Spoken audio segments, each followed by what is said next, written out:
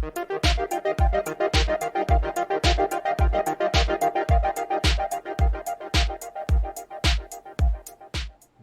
is up? My name is Fleek. I host a public transportation city fix series called Metro Anarchy, which you can find here.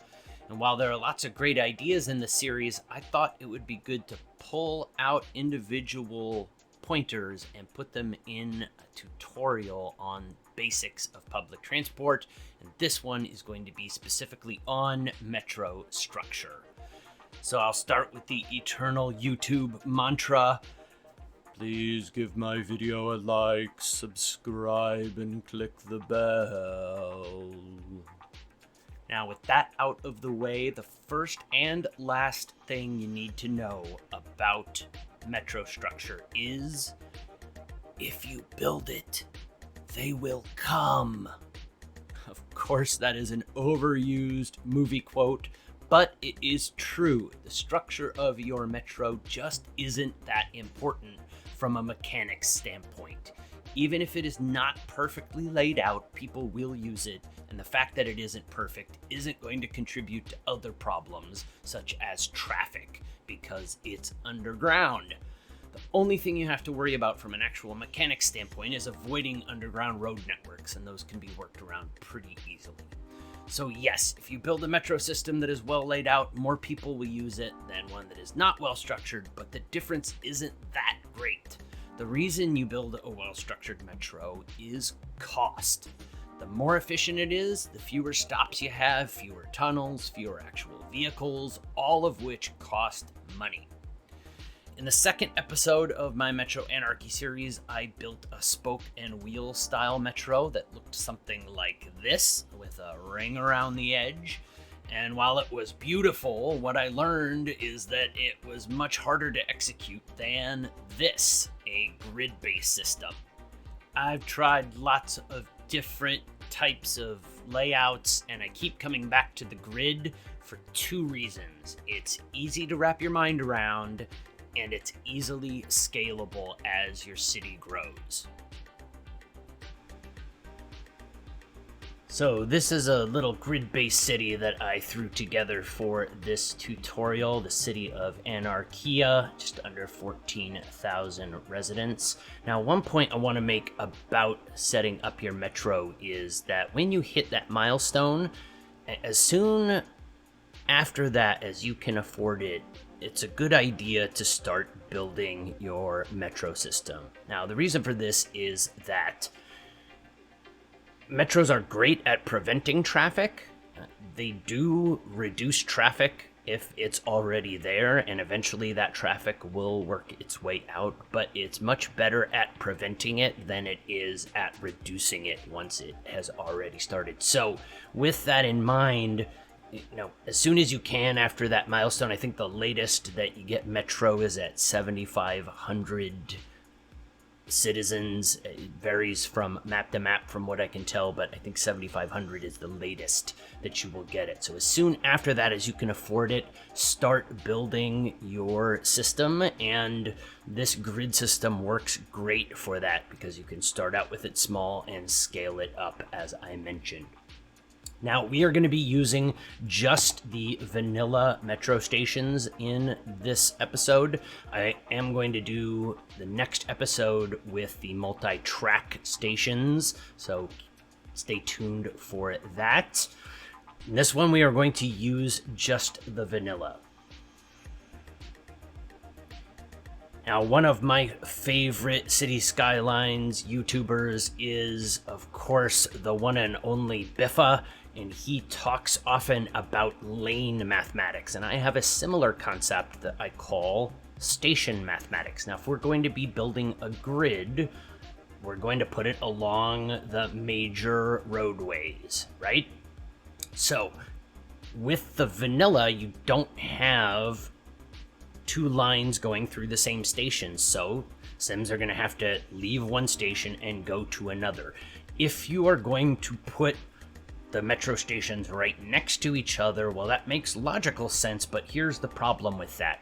If you put two stations right next to each other at each one of these points, that would be 9 different points times 2, 18 different metro stations.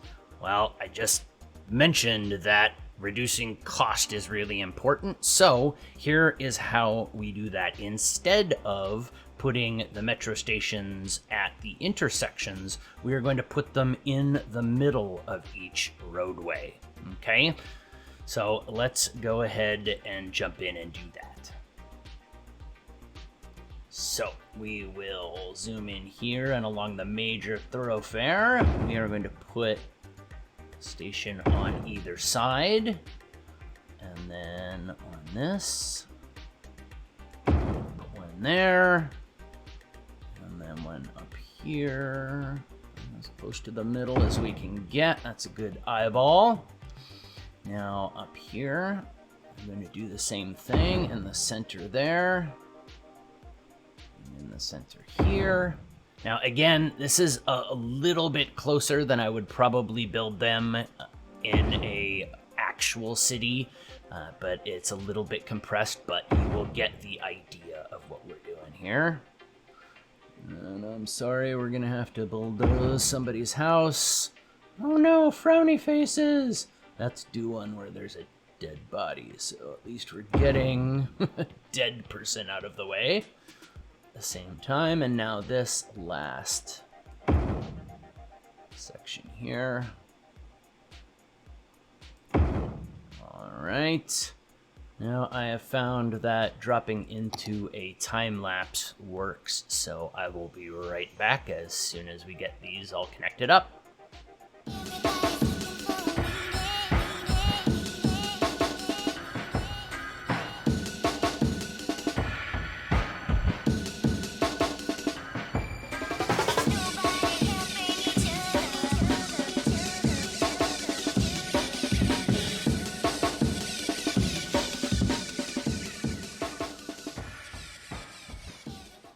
All right, so now you can see happened quite a bit right before I started recording, but we are already having buildings leveling up because we put in our metro. That is beautiful to see.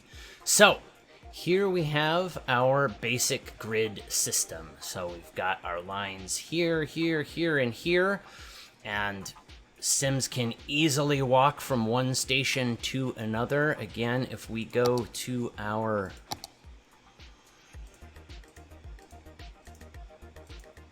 traffic routes and take a look, people are easily within walking distance for that. So now let's talk about scaling.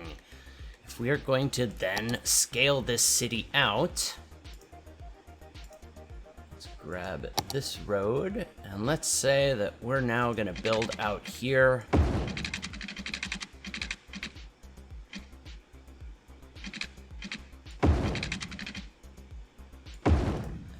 Crooked, but it'll work. All right, so now we are gonna expand our city out to here, and we want to continue on our metro line. So we would then grab our new station and put it in. That would be a little bit down here because it's not quite as big of a block. Grab our metro line. Now, when you're going under here, you'll notice it's given me the red space already occupied. So I take page down, put it just over the edge there, and I hit page down, page down, page down, page down, page down again. Come on. There. Now it lets me place it. And then, as I come back up, it will automatically now raise it back up to this level. And now we can continue on our metro line. So we'll drag, stop out here. Oh no! Lots of frowny faces. But, oh, I'm having power problems. Please ignore that. Citizens, pay attention to the metro, not the fact that you're in the dark. And now we have completed that metro line.